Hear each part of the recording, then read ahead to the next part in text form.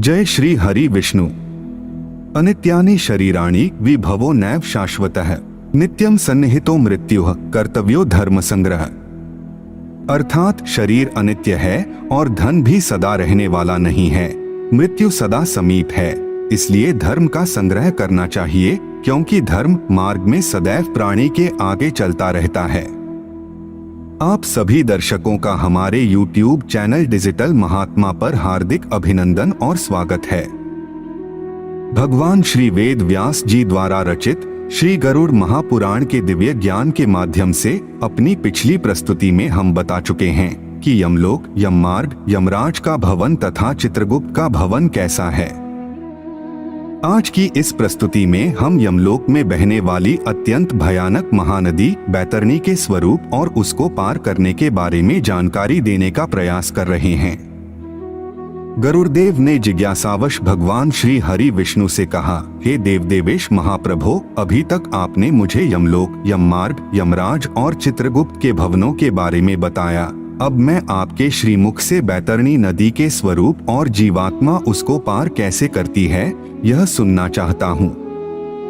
तब भगवान श्री हरि विष्णु ने गरुड़देव से कहा, हे ताक्ष्य, यमलोक के मार्ग में जो बैतरणी नाम की महानदी है, वह अगाध, दुस्तर और देखने मात्र से पापियों को अत्यंत भयभीत करने वाली है।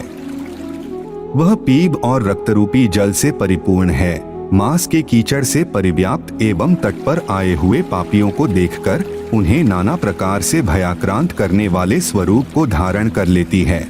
जैसे पात्र के मध्य में रखा घी अग्नि की गर्मी से खौलता है, वैसे ही पापी को देखकर नदी भी उबलने लगती है। उसका जल कीटाणुओं एवं वज्र के समान सूंड वाले जीवों से व्याप्त है। सूंस, घड़ियाल, वज्र दंत तथा अन्यान्य हिंसक एवं मांस भक्षक जलचरों से वह महानदी भरी हुई है। प्रलय के अंत में जैसे बारहों सूर्य उदित होकर विनाश लीला करते हैं, वैसे ही वे वहां पर भी सदैव तपते रहते हैं, जिससे उस महाताप में वे पापी चिल्लाते हुए करुण विलाप करते हैं। उनके मुख से बार बार हाय भ्राता, हाय तात यही शब्द निकलते रहते हैं। वे जीव उस महाभयंकर धूप में इधर उधर भागते हैं, उस दुर्गंध पूर्ण जल में डुबकी लगाते हैं और अपनी आत्मग्लानि से व्यथित होते हैं।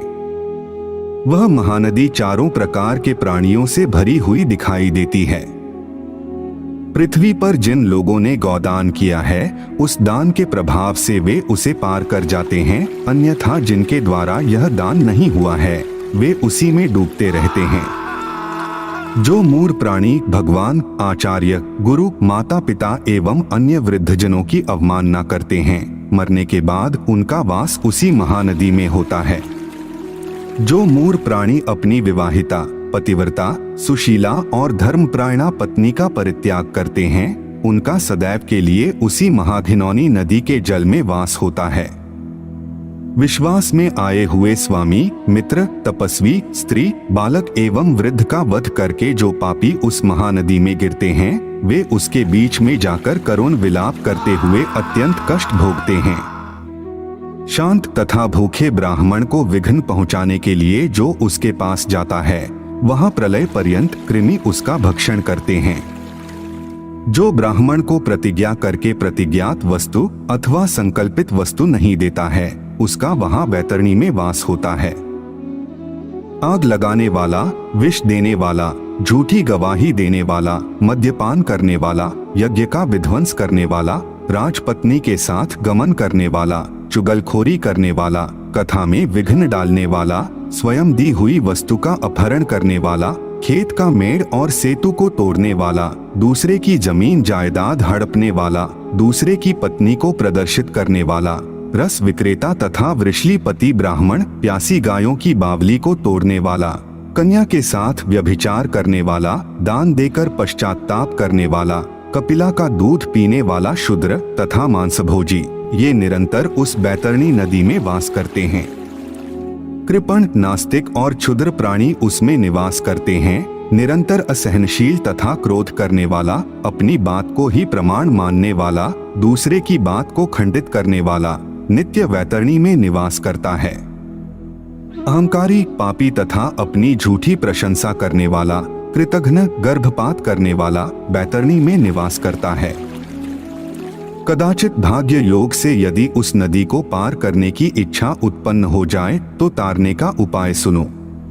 मकर और कर्क की संक्रांति का पुण्यकाल, व्यतिपात योग, दिनोदय, सूर्य चंद्र ग्रहण, संक्रांति, अमावस्या अथवा अन्य पुण्यकाल के आने पर श्रेष्ठतम दान दिया जाता है। मन में दान देने की श्रद्धा जब कभी उत्पन्न हो जाए वही दान का सही समय है, क्योंकि संपत्ति अस्थिर है, शरीर अनित्य है और धन भी सदा रहने वाला नहीं है। मृत्यु सदा समीप है, इसलिए धर्म का संग्रह करना चाहिए। काली अथवा लाल रंग की शुभ लक्षणों वाली वैतरणी गाय को सोने की सींग, चांदी के खुर, कांस्य पात्र की दोहनी से युक्त 2 काले रंग के वस्त्रों से आच्छादित करके सप्तधान्य समन्वित करके ब्राह्मण को निवेदित करें। कपास से बने हुए द्रोणाचल के शिखर पर ताम्र पात्र में लौह दंड लेकर बैठी हुई स्वर्ण निर्मित यम की प्रतिमा स्थापित करें। सुदृढ़ बंधनों से बांधकर इक्षु दंडों की एक नौका तैयार करें, उसी से सूर्य से उत्पन्न गौ को संबद्ध कर दें। इसके बाद छत्र, पादुका, अंगूठी और वस्त्रादि से पूज्य श्रेष्ठ ब्राह्मण को संतुष्ट करके जल तथा कुश के सहित इस मंत्र का उच्चारण करते हुए वह बैतरणी गौ उसे दान में समर्पित करें। दान देने वाले ब्राह्मण से कहें, हे द्विज श्रेष्ठ, महाभयंकर वैतरणी नदी को सुनकर मैं उसको पार करने की अभिलाषा से आपको यह वैतरणी दान दे रहा हूँ। हे विप्रदेव, गौवे मेरे आगे रहें, गौवे मेरे बगल में रहें, गौवे मेरे हृदय में रहें और मैं उन गायों के बीच में रहूं। हे विष्णुरूप द्विज वरेण्य भूदेव, मेरा उद्धार करो। मैं दक्षिणा सहित यह वैतरणी गौ आपको दे रहा हूँ, इसे स्वीकार करें और आप मेरा भी प्रणाम स्वीकार करें। इसके बाद सबके स्वामी धर्मराज की प्रतिमा और वैतरणी नाम वाली उस गौ की प्रदक्षिणा करके ब्राह्मण को दान दें। उस समय वह ब्राह्मण को आगे कर उस वैतरणी गौ की पूंछ हाथ में लेकर यह कहें, हे गौ माता, उस महानदी से मुझे पार उतारने के लिए आप महाभयकारी यमराज के द्वार पर मेरी प्रतीक्षा करें। हे वैतरणी देवेश्वरी, आपको मेरा नमस्कार है। ऐसा कहकर उस गौ को ब्राह्मण के हाथ में देकर उनके पीछे पीछे उनके घर तक पहुंचाने जाएं। हे गरुड़देव, ऐसा करने पर वह नदी दाता के लिए सरलता से पार करने के योग्य बन जाती है। जो व्यक्ति इस पृथ्वी पर गौ का दान देता है वह अपने समस्त अभीष्ट को सिद्ध कर लेता है। सुकर्म के प्रभाव से प्राणी को ऐहिक और पारलौकिक सुख की प्राप्ति होती है। स्वस्थ जीवन में गौदान देने से 1000 गुना एवं रोगग्रस्त जीवन में 100 गुना लाभ प्राप्त होता है। मरे हुए प्राणी के कल्याणार्थ जितना दान दिया जाता है उतना ही उसका पुण्य प्राप्त होता है। अतः मनुष्य को अपने हाथ से ही दान देना चाहिए। मृत्यु होने के बाद कौन किसके लिए दान देगा? दान धर्म से रहित कृपणता पूर्वक जीवन जीने से क्या लाभ है?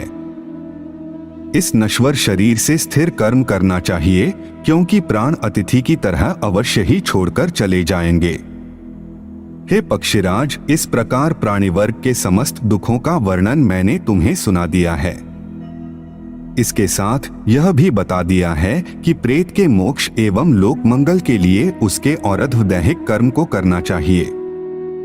सूत जी आगे कहते हैं कि हे मुनिश्रेष्ठो, इस प्रकार परम तेजस्वी भगवान श्री विष्णु के द्वारा दिए गए ऐसे प्रेत चरित से संबंधित उपदेश को सुनकर गरुड़ को अत्यंत संतुष्टि प्राप्त हुई। हे ऋषियों, जीव जंतुओं के जन्मादि का यही सब विधान है। यही जन्म मरण प्रेतत्व तथा औरध्वदैहिक कृत्य का नियम है। मैंने सब प्रकार से उनके मोक्ष आदि कारण का वर्णन कर दिया है। जिनके हृदय में नील कमल के समान श्याम वर्ण वाले भगवान जनार्दन विराजमान हैं, उन्हीं को लाभ और विजय प्राप्त होती है। ऐसे प्राणियों की पराजय कैसे हो सकती है? धर्म की जीत होती है, अधर्म की नहीं। सत्य ही जीतता है, असत्य नहीं। क्षमा की विजय होती है, क्रोध की नहीं। विष्णु ही जीतते हैं, असुर नहीं।